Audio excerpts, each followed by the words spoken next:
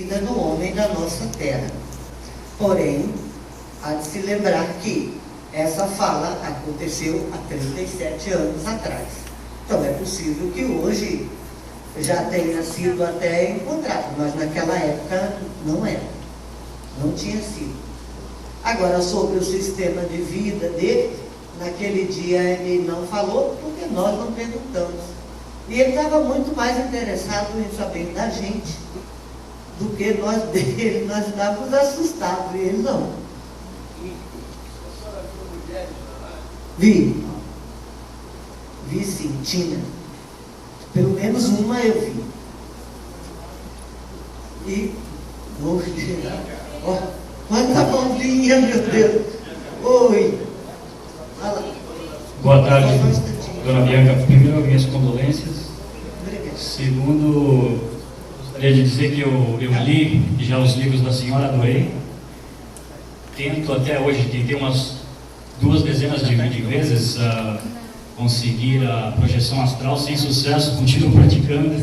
Eu sei que a senhora demorou 1 ano e 3 meses para conseguir, né? Foi. E tem uma questão que eu espero que a senhora não tome como contestação. A senhora acabou de dizer, eu tinha até anotado aqui, que uma das falas está no seu livro, do Carran, ou não me lembro se foi dele ou dos outros, né? Que diz que nenhum homem deve impor a outro a sua vontade. Não há um paradoxo, porque quase todos os relatos de contratados ou abduzidos, não há um paradoxo nessa frase, onde a própria abdução é contra a vontade do ser humano? Eu acredito que não, porque eu te garanto que se eu tivesse, naquele momento, eu estava vendo aquele, até então, balão, suspeitado. Primeiro, eu não acreditava que existia vida em outros planetas. Segundo, disco voador, nem pensar, porque nós éramos testemunhos de Jeová, então isso não passava pela cabeça. Mas se alguém tivesse dito aquilo é um disco voador, eu te garanto que eu tinha aprontado uma gritaria, a gente tinha saído dali numa velocidade. Então eu não teria tido essa chance. E então, a convite, eu te garanto que ninguém vai. Todo mundo fala muito em estar, em ir. Eu quero, eu vou. Mas a coragem de ir, não tem não. Tem não. Tem que ser bem, pelo menos a primeira vez tem que ser bem na marra, porque depois perde o medo. Bianca, também em primeiro lugar, eu quero, digamos, pêsames, pela sua mãe e cumprimentá-lo, que apesar dessa sua dor, você está aqui para partilhar isso com a gente. Gostaria de colocar uma coisa. Qual foi realmente, assim, sua opinião, ou o título deles, qual foi realmente o objetivo deles terem abduzido vocês? O que fizeram? O que eles queriam de vocês? Qual tipo de mensagem? Né? Porque a gente já ouviu outros aqui falando, de um modo geral, o que eles querem da gente é que a gente tome consciência do nosso papel e a gente mude, procure realmente fazer um trabalho melhor na Terra, etc. E sobre aqui, alguém falou que você tem algum trabalho junto a uma comunidade. Isso, eu queria saber se isso tem alguma coisa com orientação deles. Bem, a princípio, ele não fez o contato para passar mensagem nenhuma, não. Ele queria, ele estava fazendo como médico lá da terra dele, porque ele disse que era, estava fazendo um estudo sobre o nosso desenvolvimento físico, mental e psicológico aqui, após o acidente que sofremos no passado. Agora, era só esse o objetivo. Quanto ao trabalho que eu faço hoje, ele surgiu em razão das nossas dúvidas e dos nossos medos, consequentemente, nossas perguntas. Não que ele tenha vindo da terra dele para cá para passar uma mensagem evolutiva. Ele não falou nada disso. Mas como o Hermínio estava exorcizando muito, e eu acreditando que o diabo ia desaparecer, e o diabo não desapareceu.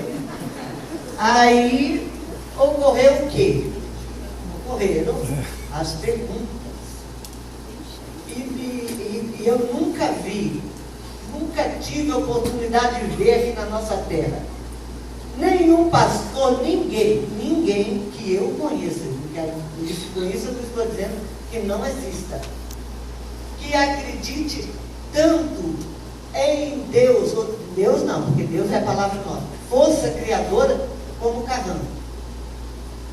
E, no entanto, não prega a religião. Não prega a religião.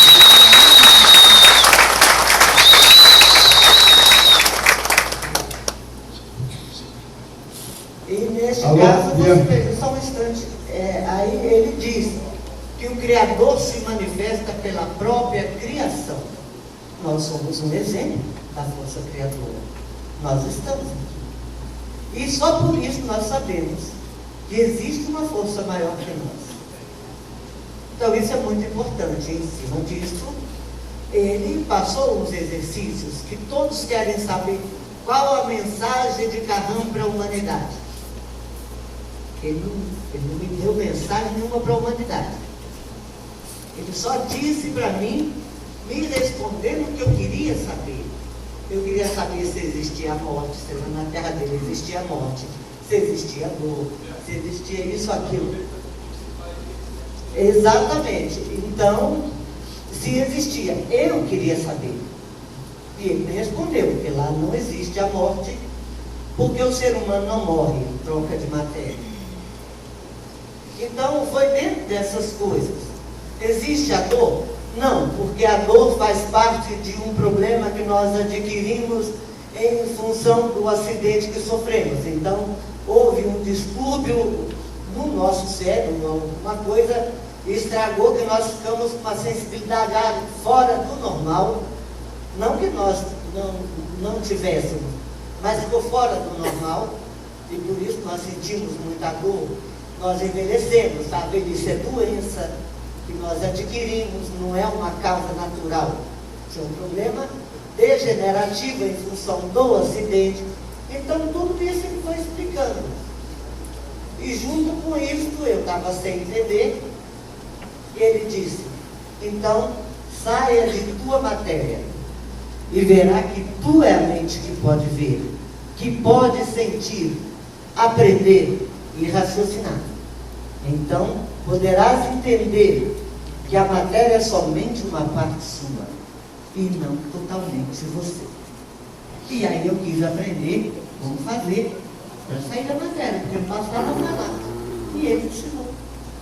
É uma série de exercícios físicos que você não tem que meditar, não tem, você tem que só fazer os exercícios. E relaxar na sua casa, na sua cama. Você tem acesso a uma coisa gratuita. E essa é a prova que qualquer ser humano necessita para conhecer. Se chama autoconhecimento. Mais alguém? Estou adorando as mãozinhas do cunhado. Bianca, eu lhe conheço desde 1978, quando nós juntos, você morava lá em Belo Horizonte, na Padre Eustáquio, e o meu irmão entrando em contato com você, na época, Eugênio Morato, filho, e meu nome é Euris Morato, e nós pertencemos à equipe do professor, doutor General Show. E nós trouxemos você e Hermínio a Brasília. Você falou numa associação comercial no Distrito Federal em 1978, antes de ir ao programa Flávio Cavalcante. E nessa reunião havia mais de 4.500 pessoas que escutaram essa mesma narrativa que eu estou escutando agora. Quer dizer, isso é uma comprovação que 37 anos depois você mantém a mesma história. E a mesma história foi repetida nos programas do Rato Cavalcante e outros que depois nós escutamos. Um grupo reservado com o General Shoa, Dr. Guerra, você, Hermínio, mais 22 pessoas, fomos convidados à casa do Dr. Guerra, no Lago Sul, Brasília. E você lá relatou durante umas 3 horas, eu gravei essas fitas, nós gravamos, você relatou a mesma história, uma história completa. Você está narrando agora alguns trechos